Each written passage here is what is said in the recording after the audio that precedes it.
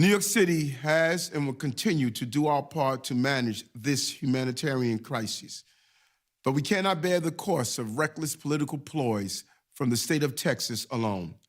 Today, our administration filed a lawsuit against 17 companies that have taken part in Texas Governor Greg Abbott's scheme to transport tens of thousands of migrants to New York City.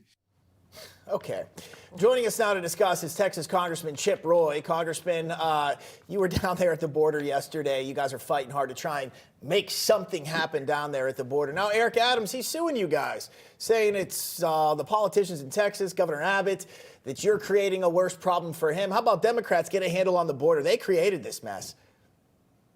Yeah, there's no question that they're the ones that are behind creating this problem for the American people. Importantly, the people of Texas. We're the ones that are bearing the brunt. It's the sheriffs, it's the local leaders in South Texas, it's the ranchers, it's our people. I've had 6 kids who have died in the school district where we live, just outside of Austin, Texas. It's a real impact with these open borders that are undermining our security and our freedoms. But look, let's be clear. What the mayor here is saying is that, hands off, you people in Texas, you deal with the crisis that the federal government's created and that Democrats like Mayor Adams are forcing onto the American people. And look, credit to Governor Abbott for sending those bus loads to New York, to Chicago, to D.C. But you know who started that? It was Governor DeSantis when he sent a plane load of folks to Martha's Vineyard, and everybody freaked out. That was the leadership that was necessary last year that helped us save the House of Representatives election by actually sending these folks up to Martha's Vineyard. What did they do? They washed their hands of it and said, we got to get them off the island. Now, they don't want them in New York. They're sanctuary city. They don't want them in Chicago. They want people in Texas to have to bear the brunt of it. We've spent $12 billion of our own money in Texas to deal with what the federal government should have to do.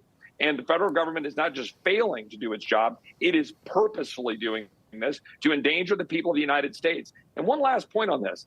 We should have fixed these laws when we had the White House, the House, and the Senate in 2018, but President Trump didn't get it done. We didn't have, Paul Ryan didn't get it done. The Senate didn't get it done. So now we're having to deal with the mess. And so now we Texans are the ones cleaning up the mess that there's being foisted upon us. Yeah, speaking of cleaning up the mess, we spoke to your colleague, Congressman Beth Van Dyne, in the last hour, and she said she was so frustrated because it seemed that the area where your group was from the House had been cleaned up and was looked like there was nothing going on there. But I have to say, we were talking to one of our correspondents, John Huddy, yesterday, and while we were talking to him, while he was waiting for you guys to get set up, we saw some actual illegal migrants from Venezuela climbing behind him over barbed wire. So clearly, even in front of the cameras, this is still happening. And this is something that you see every single day. You deal with it being in Texas, whereas your colleagues who were down there might not have seen it, but you know what's happening. Yeah, well, look, Beth is a good friend, and I'm glad she got to report on what happened down there. I didn't actually go down, and I'll tell you why, because I knew it was going to be sanitized. I knew it was going to be a show presentation from Border Patrol. You know how I know that? Because I've been down there dozens of times. To get the truth, you have to go separately. You have to show up and surprise folks. You got to go meet with the Border Patrol union guys who will be honest about it. Go meet with the local sheriffs. You can't have a show set up, and that's what it was. So I didn't go. Instead, I went to D.C. and I started planning how we should stop funding this stuff, right?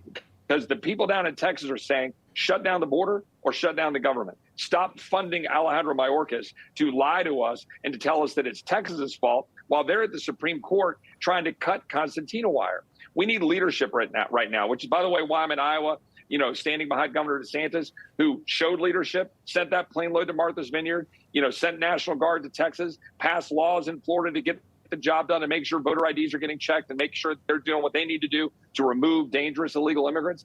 That's the kind of leadership we need. We don't need another failed situation where we didn't pass the legislation we should have passed in 2018 when we actually had a Republican in the White House.